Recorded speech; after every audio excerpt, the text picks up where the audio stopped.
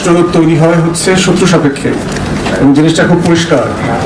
পৃথিবীতে যদিও বন্ধু সাপেক্ষে কোনো রাষ্ট্র হয় নাই, কিন্তু আমাকে বন্ধু রাষ্ট্রের পীর গত 6-7 দশক ধরে খাওয়ানো হয়েছে।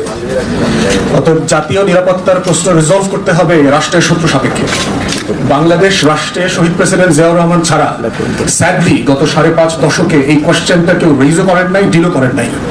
আমাদের রাজনৈতিক দল নেতারা ইনায়ে বিনায়ে এত কিছু বলে, কিন্তু ইন্ডিয়া কোয়েশ্চেনটা তারা ডিল করে না, তারা কথা বলে না। অ্যাজ ইফ আমরা একটা কোয়াসি কলোনি মধ্যে এখনো বাস করছি। ব্রিটিশরা সাফিসিয়েন্টলি আমাদেরকে ফ্রি করে দিয়ে যায় নাই।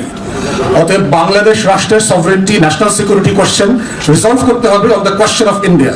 আমার ইন্ডিয়া কোয়েশ্চেন রিজলভ হওয়ার মধ্য দিয়ে হচ্ছে আমার গত 53 বছরের স্বাধীনতার সার্বভৌমত্ব লঙ্ঘনের ঘটনাগুলো যে বারবার ঘটেছে, কার দ্বারা ঘটেছে, কিভাবে ঘটেছে, সেটার মধ্য দিয়ে সেটা সমাধান হতে হবে। এর মানে কি আমি ভারতের সাথে যুদ্ধ করবো? অবশ্যই করবো না। কিন্তু ওই যে কায়সার ভাই কারেক্টলি বলেছেন, শত্রু